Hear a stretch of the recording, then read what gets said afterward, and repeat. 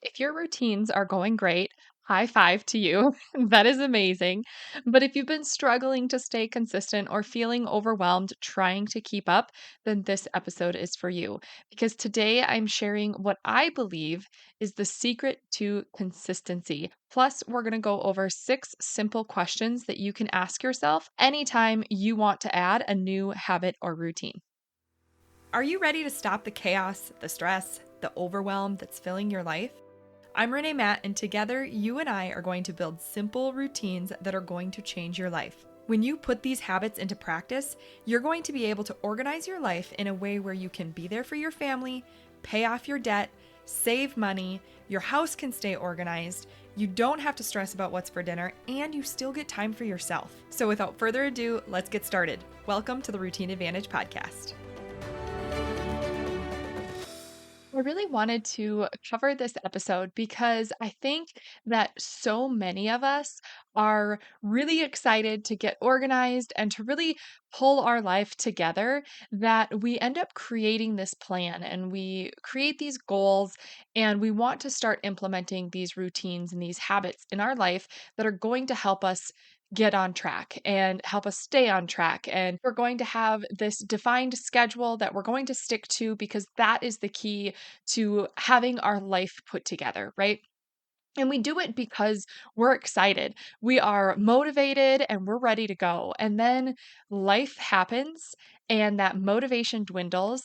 And all of a sudden, our big thought out plans start crumbling because we fall behind on one thing and then that rolls forward into the next thing. And pretty soon it's like a snowball effect or a domino effect, and everything just starts tumbling down. And we either need to figure out how to all of a sudden keep up or catch up, or we just end up like letting go of it completely. And then we don't have anything and we're starting from scratch the next time that we feel that big boost of motivation and we finally get so tired of being tired and we start all over and we just have this cycle of repeating this same process over and over. And I know that's the case for me at least. This is what happened to me year after year after year. And I would just keep doing the same thing to myself. And then I just ended up figuring out how to simplify the process. And that is when things started shifting. I tried not to focus on going big and doing everything all at once and creating these elaborate habits and routines and pulling them into my life and saying like this is how I'm going to live my life from now on. And it wasn't about the routine itself being like complicated. It was just so many steps, or there was just so much I was changing at one time. And if this is you, if you're creating these big plans and then they're crumbling in weeks, and all of a sudden you're starting from scratch and you just find yourself month after month, year after year, feeling like you're not making any progress, then I want you to look at what you are putting in place, what you're building into your life. Is it simple? Because if you look at it and you ask yourself, is there a way to simplify this? Simplify it and keep asking yourself until it is so simple, it almost feels like it's not even going to be helpful. Because that is when you know it's going to be easier to stick to. And it might sound simple. It might sound too simple to do this, but it really is the key to being consistent. If I am building a habit or a routine or even a process in my business, this is applied to so many areas of my life now. I ask myself, can it be simplified? Is this as simple as it can possibly get? And that is when I know that I have narrowed it down into a way that now I can start testing it out and seeing if it actually works and then tweak it from there.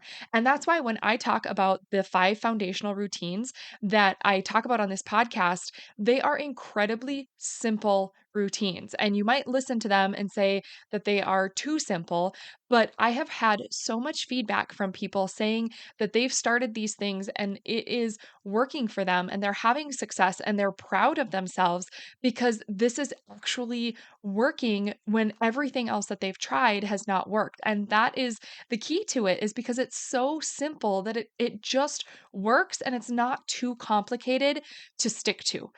And if we're tired, if we miss a day, it's not the end of the world. Just pick it up tomorrow and you can just pull it right back into your life because it is so simple. It just sticks. So that is why we talk about these things. And if you're new here and you're like, what are the 5 foundational routines? What do I need to start with? Then that is the where you go. So we talk about your morning routine, your meal planning routine, your daily 7 home routine, your movement routine, and your budget routine.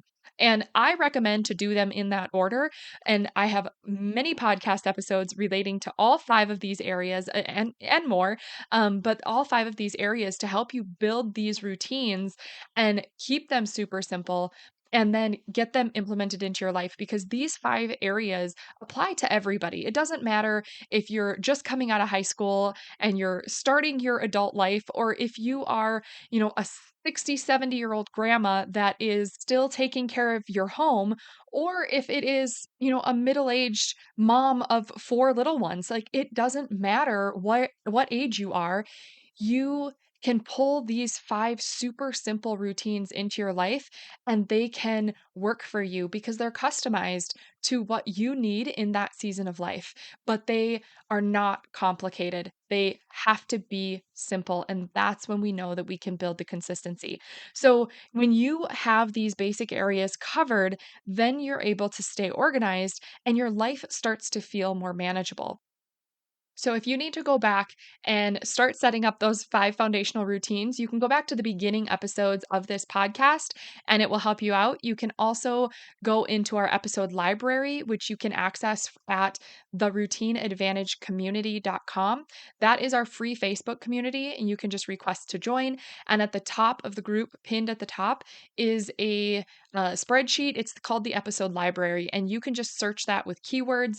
And if you want to, plug in morning routine, it's going to highlight all of the morning routine episodes. And you can just filter through at that point and find what you are looking for to help you build that routine into your life. But whether it is applying to these 5 foundational routines or any routine or habit that you're building into your life, maybe it is something completely different than the 5 foundational routines. These questions still apply because you can take these 6 questions that I want to share with you and you can ask yourself these about any habit or routine that you want to pull into your life. And this is going to help you narrow it down to find out, like, is this something that is really important, or is this just going to be a distraction? Is it just going to be overwhelming trying to keep up with? So, question number 1, is this a priority? And this can be a really hard one because there are a lot of things that we feel like we need to do, but it's not necessarily something that we have to do. And sometimes it's not even something that is important to us to have done. We just feel like it's something we're supposed to do, but we don't even care about it. So we're just stressing ourselves out trying to do things that don't actually matter or move the needle in what we're trying to accomplish in our lives. So you really want to ask yourself, is this a priority for me? And then question number 2 is, how can I simplify it even more? Because, like I said, when you pull a new habit or routine into your life, don't just create the habit or routine and go for it. Before you even start it, ask if there's a way to simplify it even more. Start small. You can always build up, but you're more likely to be successful with it when you start small and build the consistency. And then if you decide you want to make it bigger later, but always start simple because that is where it's going to actually stick and it's not going to be as overwhelming. Question number 3 is, what are the benefits of being consistent with this habit or routine? And when we actually ask ourselves this and we clarify the answer, it's going to make it easier to stick to because if you know that the benefit of being consistent with making your bed in the morning, let's say that, you know the habit or the benefit of being consistent with that is that you feel like you've accomplished something for the day. You know that when you're putting laundry away, you don't have to deal with messy bed sheets before you put the clothes on the bed for somebody to put away. You know how you feel when you walk into your bedroom and it is tidy and the bed is made and you get to crawl into bed at night in a nice clean looking bed, and those sheets are nice and crisp because they've been set all day and they've been smoothed out all day, and you get to climb into a nice made bed, and you know how it feels inside versus when you crawl into a bed that you have to just, like, straighten all the sheets and everything is tangled, and when you're crawling into bed after a long day and you're tired and now you're dealing with messy sheets, versus being able to crawl in when it's nice and clean. You just know how you feel internally when that happens. And if that's the case, when you clarify those things and get really specific about why this is beneficial to stick to, you're going to be more likely to stick to it. Number 4 is, when is the best time to get this done? Now, you want to look at your day here and decide, when is the best time to accomplish this habit or routine or to tackle this habit or routine? When you are making your bed, is it right when you get up? Or do you have a spouse that sleeps longer than you and it's better for you to just ignore the bed right away, go do your morning routine, go do other things and then come back to your bed? I know I'm using this example because that's what happens for me. I get up much earlier than my husband, so I am not one of those people that gets up and makes the bed right away and just tackles that one thing and moves on. I don't do that. And rather than worrying about making the bed as soon as he's up, I don't worry about any of that. I use it as the trigger task of my daily 7 home routine because I know it's important for me to get to it because I enjoy a made bed, but I don't have to prioritize it right away in the morning. I can do it as my trigger task to launch me into my daily 7 home routine. And I know when I go to make the bed, then I am ready to do the daily 7 and I go straight through our house and just reset our whole house in under 30 minutes. And that is my routine. And it works for me because it doesn't work for me to do it as soon as I wake up. Would I like to? Absolutely. But that's just not what works for me. So I need to find a different time to get that done. And that is the case for any thing in your life. You want to look at what works for you, not just what you've been told to do or what has been recommended, what actually works for you, because you have permission to change what you do based on what works best for you. So, when is the best time to get your habit or routine that you're pulling in? When is the best time to get that done? For you, for your schedule. Question number 5 is, how will I remind myself to get it done? And this is especially important in the beginning when you are trying to implement a habit or routine. Because if you don't remind yourself or have some way to remind yourself, then you're more than likely going to forget about it. And that's going to make it really difficult to stay consistent. So you really need to have a plan to help you out here. And if that means you are scheduling it in your calendar because you live by your calendar, if it means setting an alarm because you know that that automatic alarm is going to go off at the same time every day to remind you to go ahead and do that thing. Maybe it is just stacking it with another habit. Maybe you know that every day you go and you pick your kids up at 3:30 in the afternoon, and that means you are bringing your garbage out and you are dropping off anything at Goodwill on Wednesdays. Like, it's totally up to you. So if you know that bringing the garbage out at 3:30 on your way to pick up the kids, you need to bring that out to the garbage can, then that is your reminder, like, okay, then put your garbage can by your door or something to remind you to stick to that habit. Or maybe you have an alarm set in your phone that says pick up kids to remind you to leave. And instead of just doing pick up kids, type in that alarm, like rename it, bring garbage out plus pick up kids. And then it will remind you, okay, I need to grab the garbage and drop it off on my way out to the car, and then I can go pick up the kids. And then if it is a Wednesday, you can plug in there garbage Goodwill drop off, pick up kids. And then on your way out the door, you know that you've got your Goodwill donations in one hand, you've got your garbage in the other. You can drop off your garbage in the can on your way to the car, throw the box in the back of the car, go pick up your kids, and then drop off your donations at Goodwill on your way back home. And you have it all done, and it becomes an automatic routine. And once you do this consistently, you might want to stick to the alarms because they're helpful and you just keep them and leave them as is.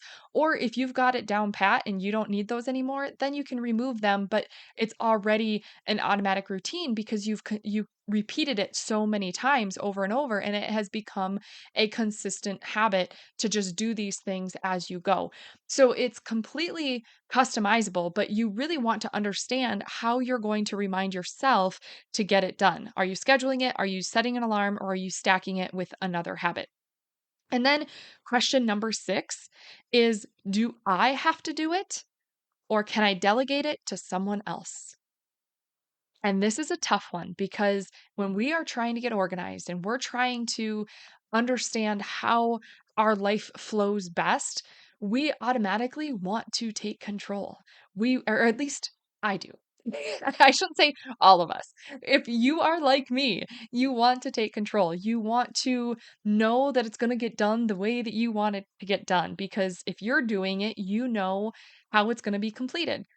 However, there are a lot of things that have to happen in our households. There are a lot of things that are happening all over. And we need to let some of those things go and we need to ask for help if we have the option to ask for help. I know there are a lot of people that listen to this podcast and they say that they don't have somebody to help with their routines and that makes it difficult for them. And I think there are pros and cons to both sides. I totally understand where you're coming from.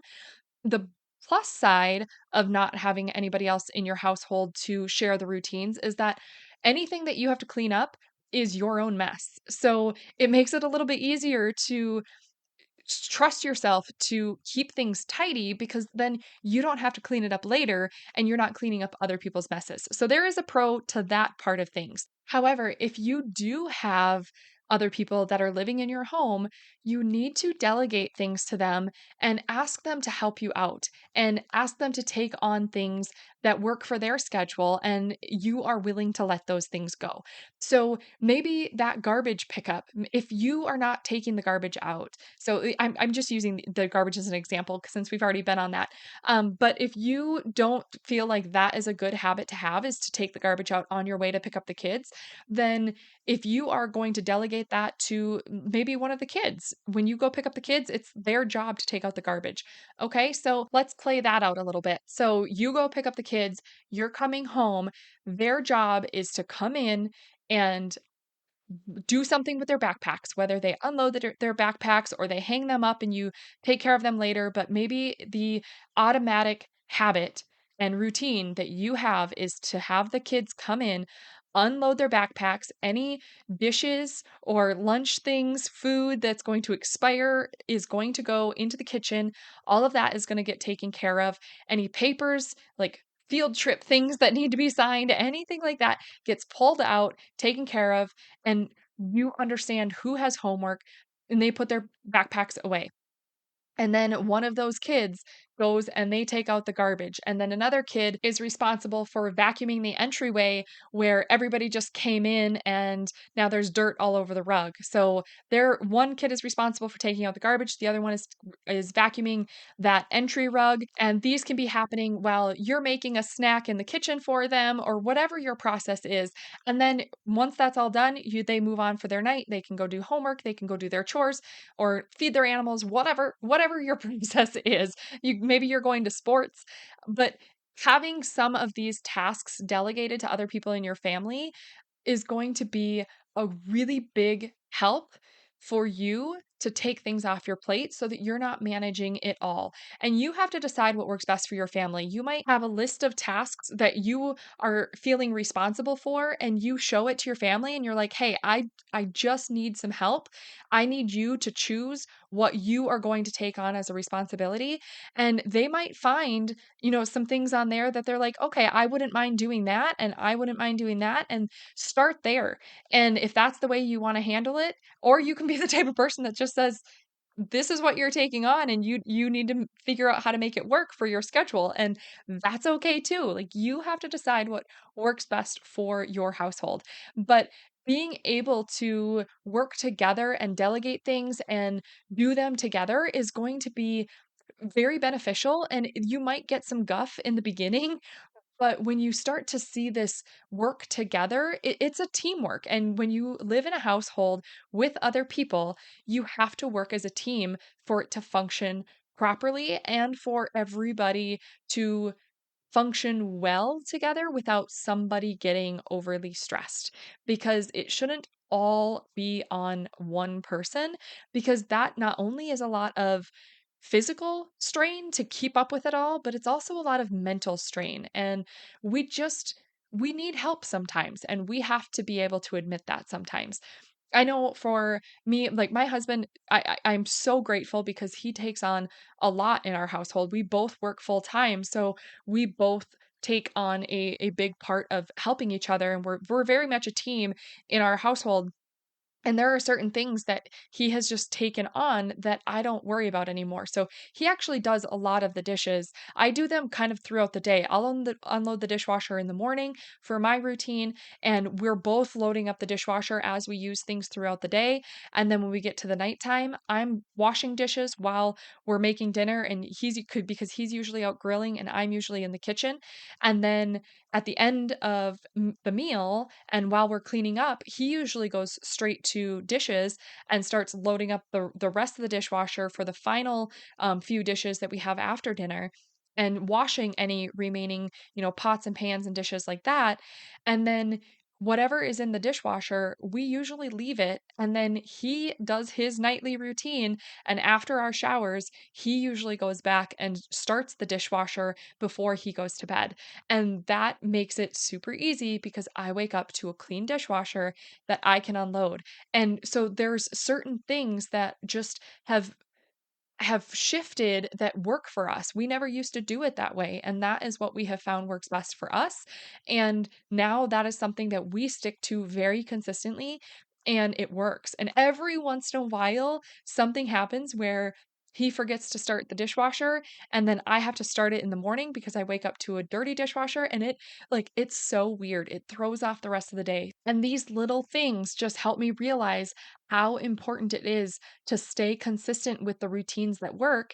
And when we keep them super simple, it just helps continue that consistency because it makes them easier to stick to. So when we are going through this, like I said, the secret to staying consistent with your goals is to keep it simple. And you can even use that word because that is the word of the year. And it has been for me for the last couple of years because I started it in my business and I apply it to my home life as well. And the word is just simplify. And I compare everything to that word. Like, how can I simplify this? And can it become even more simple?